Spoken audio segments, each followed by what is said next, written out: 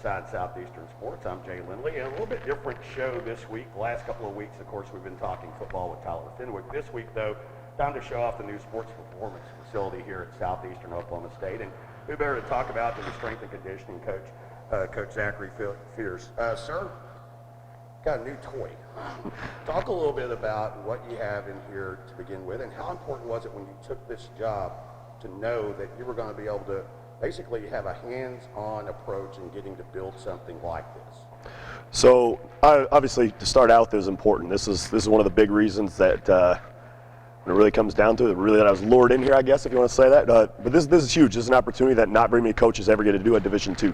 So I got to build this pretty much from the ground up and everywhere I want it. We got inlaid platforms, 16 of them, 16 racks. We got Olympic bars at every station, powerlifting bars at every station. We've got hex bars, Swiss bars at every station. We got safety squat bars at every station. Any type of pull-up apparatus you can imagine, fully adjustable benches. We have fully logoed plates in pretty much every single way, fully adjustable dumbbells, pulling blocks, landmine attachments, 6 glute hams, 6 lat pull downs, 6 seated rows, 4 cable column, a belt squat for any like upper body injuries, anything like that, stability balls. And that's just kind of a drop in the bucket for the amount of stuff we have. I mean, we've got more stuff in here than you can imagine. You just look around and we got stuff tucked into the racks, stuff tucked underneath the dumbbells. I mean, equipment everywhere. As a guy that graduated from Southeastern, had been in the weight room, if you could call it that, under the visiting side of the stadium, getting this, how big of an improvement is this for Southeastern Oklahoma State athletics? So this isn't just we sit there and we look at it and you think, okay, this is a really good room for this conference. It's the best in this conference, no doubt. But this is one of the best in the nation. It's just not one of the best in the GAC. It's one of the best in the nation. So when you take into account the size we have, we got about a 5,000 square foot weight room. We got about a 5,000 square foot turf room. That's about 10,000 square feet with locker rooms on the ends that we can utilize and offices on the end. So that's huge. That's something that almost no Division II school has. And then I say this all the time to recruits, but we put the best technology I know of in Division II in here as well. Of course, and we'll dive into some of that technology here in a moment. You've been in this game for a really long time, and you kind of touched on it a bit, but going back to that point, how important was it to you, the individual, to be able to have a real say-so in something like this?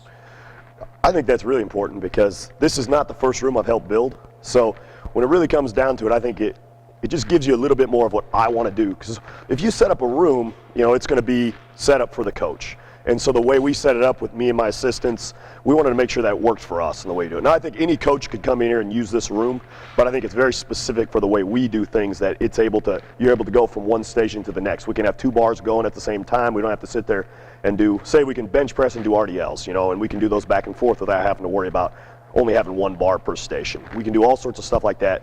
Every station has dumbbells right here. So you can basically do your barbell work paired up with your dumbbell work, and you don't have to go very far. So it saves a lot of time for transitioning. That was one of the big things I wanted when I did the room. Of course, let's go ahead and let's kind of cut away. And when we come back, we'll start looking at some of the new technology here in the Sports Performance Center at Southeastern Oklahoma State. Okay, so I want to talk a little bit about our technology here. We run a few different platforms to make sure that we're kind of on the cutting edge for Division II. The first platform we run is actually called Team Builder. So this basically, it comes up on all of our iPads. It goes to the cell phone of the athlete. It goes to their email. We can text, we can message the whole thing. So it's a good platform. And basically, it's going to tell you all the weights to use. We can do maxes and everything. So we just have an athlete loaded up here. And basically, it supersets everything as you go through it. It's just going to tell you the weights to use all the way down. So this athlete goes through, and today he's going to work up to, on his last set, we got hex bar pulls. He's going to work up to 455 pounds, and he's doing a rep out on that for the day. But we can utilize this for a couple other things too. We can track the athlete's attendance, their weights, or as in body weight, and then we can put a few other things up there like nutrition, just so they can look at it on the backside. The next program that I'm a big fan of is what's called VTruve. It's a company I kind of did a partnership with so we could get their technology.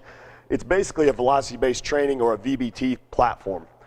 So basically, we would hook it up to the bar, and it's going to measure the average velocity, the peak velocity, the power output, the range of motion, then it's going to give an estimated 1 rep max.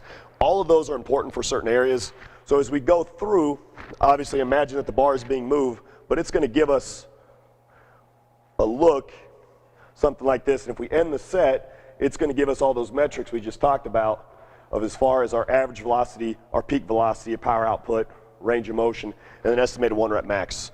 So one thing about this is I actually was fortunate enough, I got to be, I've written some articles about it, I've been interviewed a few times about it, and I got to do some podcasts, which have been really fun. This is something I feel like I'm pretty knowledgeable in, but at the same time, it's not something a lot of Division II schools have. Almost no schools are outfitted with this, but this allows us to make sure that the athlete's not just moving the weight we want, but moving at the speed we want. So we do our in-season training. A lot of times we won't even focus necessarily on the weight being moved. We'll actually focus on the speed of the bar. That lets us make sure that the athlete's training at the speed we want. So let's just say an athlete that's played 1 down or 1 play versus 40 or 50 or 60, well, it starts to even them out. So the athlete that's more fatigued theoretically should lift a lower percentage, and the athlete that's more fresh should actually lift more weight. So this ensures that the athlete is at the exact speed we want. So it's a different way to periodize as opposed to percentage. It lets us do it based off speed. Now, one other thing we run is what's called a G-flight system. So we talked about basically having our lift being auto-regulated. This allows our jumps to be auto-regulated. So it's the same thing. Basically, the only difference is now we're looking at the way the athlete jumps. So what it's going to measure is our vert jump. It can measure our ground contact time, how long the athlete spends on the ground. And then it can give us what's called an RSI score, which is a combination of the both. So theoretically, your best athlete should have the best RSI scores. So when we look at this, that stands for Reactive Strength Index, by the way. So when we look at these, a lot of times we might do a depth jump where we jump off a box to the floor to another box. This allows us to make sure that our athlete's spending the right amount of time on the ground as opposed to spending too little time on the ground or too much time on the ground based off the type of plyometric we want.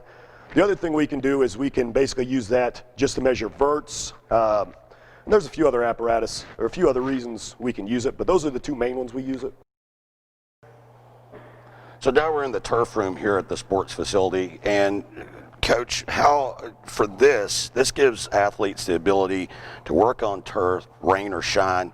Talk about just utilizing this space, because alum of the program know that at one point in time this was an Olympic-sized swimming pool.